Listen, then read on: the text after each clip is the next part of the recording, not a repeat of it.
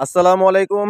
আশা করি সকলে ভালো আছেন। প্রিয় খামারি ভাই ও বন্ধুরা, আপনারা যারা আজকের এই ভিডিওটি দেখছেন তারা লক্ষ্য করে দেখেন যে আজকে আমরা টাঙ্কি থেকে যে হাউজিং এ মাছগুলো রয়েছে সেই মাছগুলোকে পানি পরিবর্তন করে দিচ্ছি, যার কারণে মাছগুলো খুব সুরক্ষিত এবং সুস্থ থাকতে পারে। সেই জন্য আমরা পানিটা পরিবর্তন করে দিচ্ছি শুধু শোল মাছের জন্য।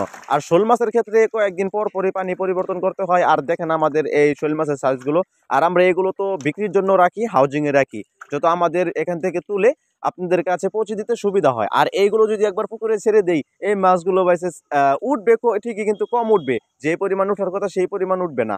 আর এই মাছগুলো আমরা যেগুলো বাড়তি হয়ে যায় তখন আমরা পুকুরে ছেড়ে দেই। তখন পুকুরে ছেড়ে দেওয়ার পরে এই মাছগুলো আমরা বড় করে ফেলি, তারপর আমরা বাজারে বিক্রি করে ফেলি, না হয়তো খেয়ে ফেলি। আর যাদের প্রয়োজন, একটা সিজন চলে, এখন সিজন চলতেছে শোল মাছের, যারা শোল মাছ নিতে ইচ্ছুক, যাদের প্রয়োজন, তারাই যে এখন আমাদের কাছে রয়েছে। সাইজটা আপনারা কিভাবে দেখলেন যে দেখতে পারেন যে আমাদের সাইজটা কিন্তু রয়েছে 1 আঙ্গুল প্লাস। প্রত্যেকটা মাছের কিন্তু সাইজ 4 ইঞ্চি 1 আঙ্গুল প্লাস। একদম মানে দেখতে পারেন খুব সুন্দর নিখুঁতভাবে রয়েছে এবং সামনে রয়েছে। আর কি বলবো আপনাদেরকে, যে মাছের যে চলমানটা রয়েছে, মানে শক্তি সমতাটা রয়েছে, সেটা দেখলে মানে একটা ধরা যায় না এরকম অবস্থা রয়েছে। মানে ধরতেও পারা যায় না, এমন শক্তিশালী এক একটা মাছগুলো। আর এই মাছগুলো কিন্তু আমরা মূলত সারা বাংলাদেশে হোম ডেলিভারির মাধ্যমে পৌঁছে দিয়ে থাকি।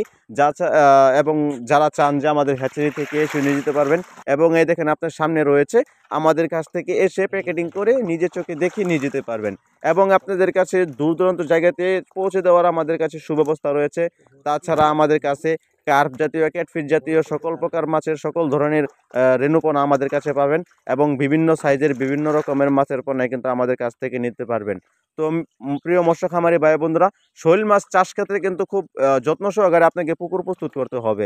আপনার যত্ন সহকারে পুকুর প্রস্তুত না করলে আপনি শোল মাছ চাষ করতে পারবেন না। আর সেই ক্ষেত্রে হচ্ছে শোল মাছ চাষ করতে গেলে পুকুরের চতুর্পাশ দিয়ে নেট জাল দিয়ে আগে বের দিতে হবে। আর পুকুর যেমনই হোক না কেন, শোল মাছ চাষ করতে কিন্তু অন্যরকম একটি চাষবাস করতে হয়। আপনার পুকুরকে আগে পরিচালনা করতে